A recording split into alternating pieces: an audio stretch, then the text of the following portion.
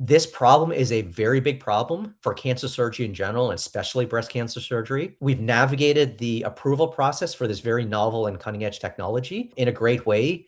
What we have now been authorized to do is to take this to market with no follow up, with no post market studies. So the FDA has said, look, this is good to go to market with as is.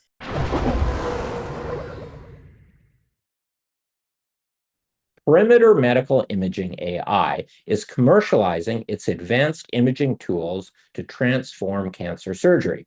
Its Claire product has just become the first artificial intelligence enabled imaging device approved by the US FDA for intraoperative breast cancer margin assessment.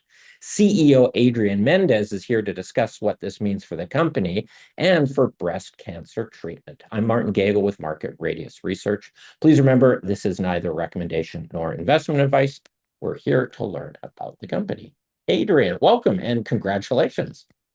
Thanks, Martin. And I appreciate that. Been a lot of work, but we got to this point. Yeah, Yes. yeah, I've been following you guys since your pre-public days, and you guys have been working hard on this for a long time. So that's a heck of a hurdle you overcome getting that approved by the FDA. Yeah. So the company was founded a little over 10 years ago. And, I guess like any technology company, you spend the first little bit of time creating the technology and making sure that it's viable and it's sort of the science works in the application. And then you enter, the thought process of how do you bring this thing to market, which for a product like ours included a large clinical trial and an FDA application, which is a multi-year process. And we're a small company. We've got about 35 employees at our company. And for this little team to have gone through, they did a really, really good job. I'm really proud of what this group did. Yeah, it's impressive. So can you just give us a quick overview of even just a very quickly of what you guys do and how it impacts breast surgery and what this FDA approval means to you and to breast cancer surgery? Because really that's what this is about, like making lives better and saving lives. Yeah, absolutely. So the problem we're working on is trying to reduce the frequency at which a cancer patient has to go back for a second or third surgery. That typically happens because a surgeon misses some of the cancer when they complete the first surgery. And it's a very difficult problem to solve. And even the best cancer surgeons out there, they work very, very hard and have all the best experience and tools. And even with all of that, the average reoperation rate for breast surgery, which is the first market we're attacking, is about 1 in 4 to 1 in 5 women have to come back for a second surgery. So it's a massive problem for And the sorry health. to Yeah. interrupt. That means that the surgeon missed a bit of the cancer. It's remaining in there, and then they have to go back in and go another stab at to trying to cut it out. And they're obviously, when you're going for any kind of surgery, they're trying to balance of getting it all without taking too much out. Like that's their trade-off they're trying to figure out, right? That's correct. Yeah. So precision is the most important thing for them. Most, definitely err on the side of getting all of the cancer out. But then, of course, you don't want to take too much tissue. And for breast cancer, typically, women will have a lumpectomy, which the purpose of which is try to preserve as much of the natural tissue as possible. So that's exactly right. The reason they have to go back in again is because they discover after the fact, a week or two after the surgery is done, that they unfortunately left some of that cancer behind. So they have to go back in and take some more tissue. So that's the problem we're working on. And we have a novel approach to it. So before the approval of this product, which I'll talk about in a moment, that we received this week, we had our first initial product in the market where surgeons were using it to inspect the tissue after they remove it from the patient in real time in the operating room while the patient's still there, and helping them ensure that they were able to get all of the cancer out by trying to achieve what they call clean margins, which the OCT imaging technology that we have in both our products helps them do. So that had been on market for a long time, a few years. As in parallel with that being in market, what we did is we created an AI algorithm which we trained on millions of images that we had captured of healthy tissue, of cancerous tissue, and what the purpose of which is to have the algorithm identify when it looks at the images that are being created in the operating room when the surgeon puts that specimen onto the machine, looking at it and seeing if it sees anything that looks suspicious. And if it does, helps the surgeon prioritize where in that specimen to look at first to determine if they have clean margins or not. And if not, the patient's still there, you go back and you take a bit more tissue. So this is a big step forward.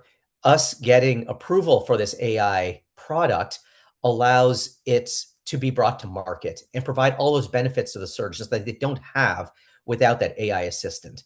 So it helps them move through the navigation in the operating room more easily. It helps them learn how to use the technology more easily.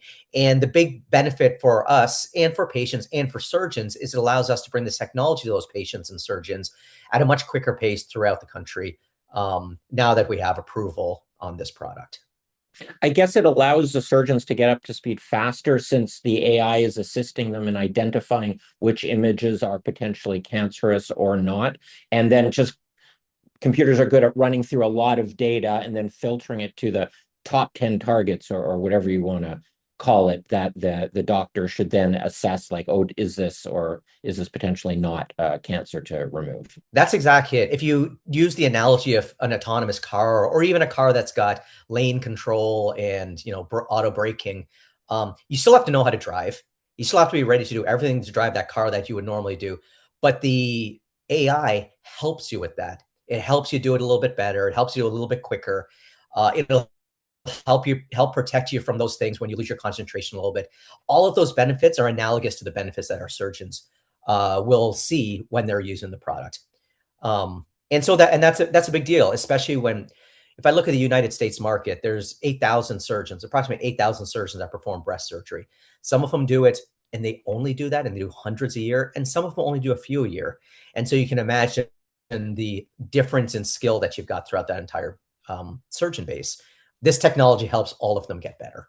You said 20 to 25% of through the surgeries, a surgeon has to go back in with the prior methodology. How much does your system improve it? And one of the interesting things out of the news release and the FDA results are your showed super superiority, which seems an impressive.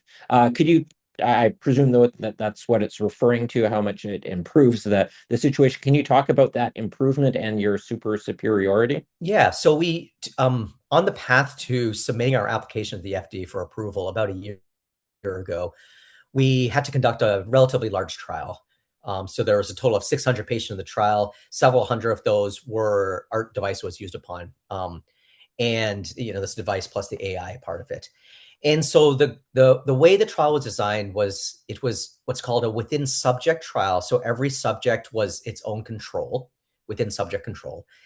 And so the clinician performed standard of care on the patient without using our device at all the way to the end. And only at the end did they find out whether that patient would just be a standard of care patient and therefore be closed and sent home, or whether they could use our device. And the purpose of that was to provide a blinding function. So the surgeon didn't know if they could use our device. So they did everything in their control to try to get a successful surgery.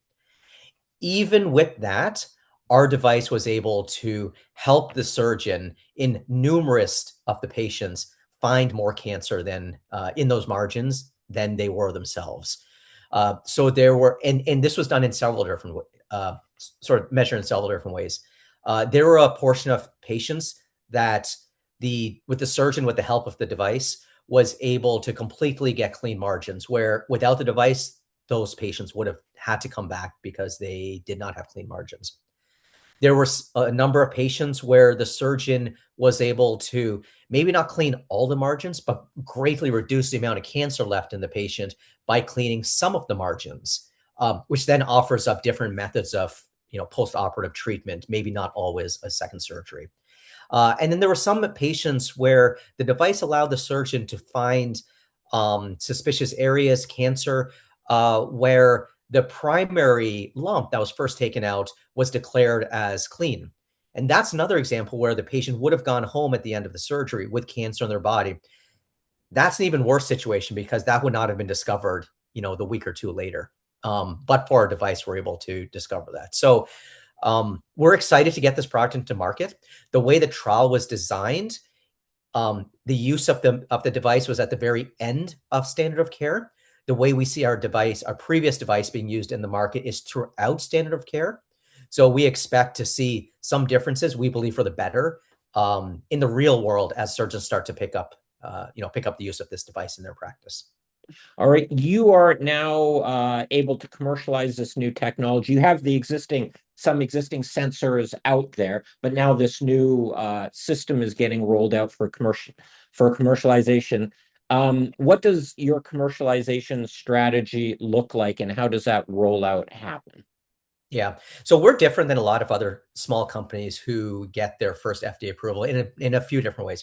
One is we went through a process called a PMA, a pre-market approval process through the FDA, which to some extent is the most rigorous. It requires the most evidence behind it. And it puts a little bit of a moat around our technology in terms of other competitors. So that's good. And that carries more weight when you go and you talk to customers. So immediately that's a nice thing. We bring that to bear. That's one way we're different. The other way we're different is that we had a product in market already that the customers for what we call the Claire device, which is the new device, will be ones that we've already seeded the market with the older, what we do call the S series device. So that gives us an immediate set of customers we can go after and work with them to convert over to the Claire device. So that'll be job number one. In parallel with that, the utilization at those customers on the current S series device won't be as high as we'll be able to get them on Claire, because there'll be even more and more procedures that they'll be willing to use our device for. So we'll be able to increase utilization of Claire versus what the S series device is. That's number one. Number two is, think of these as pillars. That's the first pillar of commercialization that we started already. Second pillar of commercialization is at those facilities where we already have surgeons and where we already have our S series device in place. In a number of them, we have what are called system level contracts, which means we've got a contract up at the corporate head office level. What that means is that there's a number of hospitals underneath that network umbrella that have us in their systems, I guess is the best way to speak, or has the S series in our systems. It's much easier to get the next generation in their systems, which then allows us to expand throughout all the hospitals that are in their network. There's our second point of expansion, where we don't have to do a sales process right from square one. We can use the fact we're already in their systems. We can use the fact we already have surgeons in their networks that are using our product to help, educate other physicians in their network. And that's another way for us to bring the Claire product to market much, much quicker. That's pillar number two. Pillar number three is where actually the amount of awareness we have in the breast surgeon community with our product is quite high, actually. Partly because we already have a generation one in the market, and partly because it's taken us a while to develop this, and folks have seen the potential of what this technology could do. And now that it's FDA approved, they can get it, and they've been waiting for it. And so there's a large number of customers that we haven't even really started to work through their administration to get the product in. However, the surgeons are very anxious to get it in. So it's almost like having a list of warm leads that you don't have to go cold call, but they actually want. And the moment you walk in there, they're going to help us get through the administration, get the device placed. That's the third pillar. And so our job for the rest of this year and into next year is to manage all three of those pillars together, transition customers over to this Claire product, and then just expand our customer base as quickly as possible. With the existing customers, is it just a matter of, let's say, a software upgrade, like I'm updating my iPhone, or is it you have to redo some hardware, drop in some new cards, or do a physical swap out in any manner? Yeah, the nice thing is it doesn't require any hardware changes. Now, it is a different device, so we have to what the FDA calls goes through a remanufacturing process. But really, it's more paperwork than reality. The reality is a software upgrade that we end up having to do within a controlled manufacturing site. Okay. So from a capital standpoint, it's very, very capital efficient for us. We don't have to throw away all the new machines and build a whole bunch of new ones. the existing S series has GPUs in it already, which we don't really use because we don't run AI on it. So that's very, very nice from a manufacturing and capital efficiency standpoint. Um, so that's from the hardware and software standpoint, and then from a user flow standpoint, or like what the surgeon sees and how they use it in the operating room, most of that is the same. Think of the UI being exactly the same, except now there's an artificial intelligence overlay on top of it. So where they used to be seeing the image without any markings on it, now there's markings on it that help guide their attention to certain areas. So there's the digital image before they would see it and they'd have to figure it out. Now there's a little red circle around it or it's highlighted in some way. That's right. There's a little marking, little blue marking on top of it that, if they look below that, they can see, oh, I see. The AI thinks this is a suspicious thing, maybe cancer. Let me look at it and use my clinical judgment as to what I think about it. And if I agree with it, then great, I'm going to do the work that I need to do to take another shave. So exciting year for the rollout for you. Looking a little longer term, are there applications for this in other cancers that are treated with surgery as well, but those require new FDA studies and so forth? Yeah, that's the most exciting part of what we have here for me, actually, is the expansion possibilities. So if you think about the evolution of the company, what we've been doing very strategically is stepping our way through taking this platform broad. Step one, get the OCT imaging engine into market and start to get some repetitions on it with our customers, with our sales force, gather some data, et cetera. That was our S series. Step two, add an AI technology to it to make it far easier to use than without that AI. That's what we're at. That's the point we're at today. Step three is built upon both of those, the knowledge we've built, the technology we've built, expand into other tissue types. So the hardware can be used for different types of tissue. In fact, we have studies on our website, if you're interested, where we have looked at head and neck cancers and what those look like in our imaging. We've got surgeons that are using our S series for lung cancer. So we started to collect data on that, and the images look good. You can tell the difference between cancerous cells and non-cancerous cells. So that's great. It shows there's promise.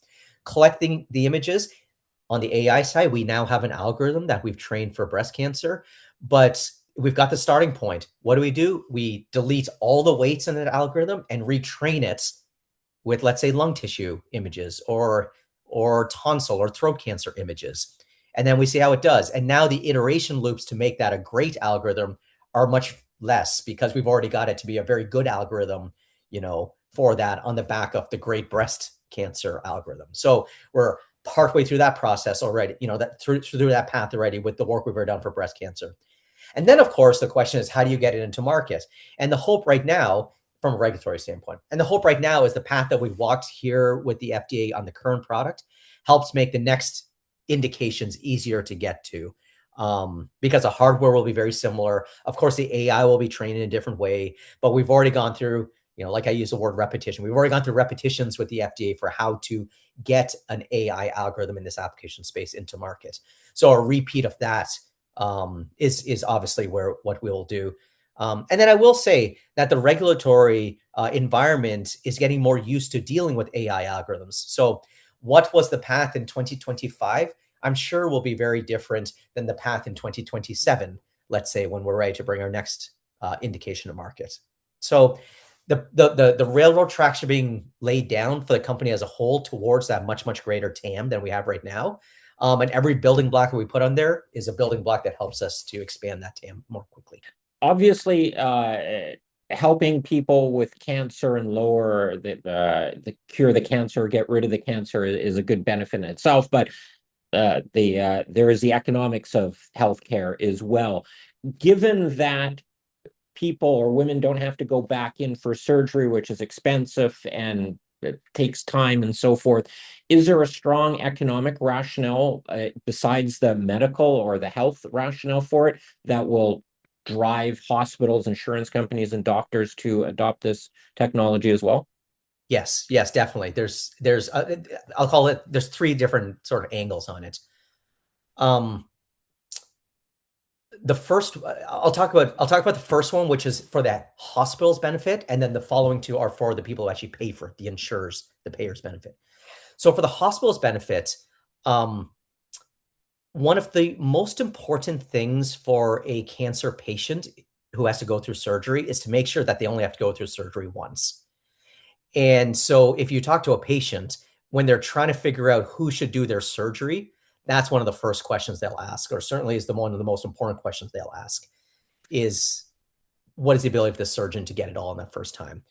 So as a hospital, as a surgeon, if you can advertise into the competitive marketplace that the American healthcare system is, that you are better at achieving that result using all the best and most advanced tools, and you can push that into the marketplace, you will have a higher chance of getting more patients into your practice than others. Okay.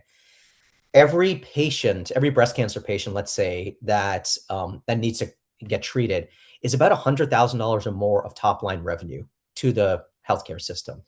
So they're a high value patient for a hospital to attract in. Not having to do a second surgery, sure, it loses them that revenue from the insurance company potentially that they could have made. But the amount of profit and actually just like revenue and profit they make from imaging, from preoperative diagnosis, for chemo, for radiation, far outweighs what they would have lost from not having to do a second surgery. So that's probably the number one thing we have right now. Okay.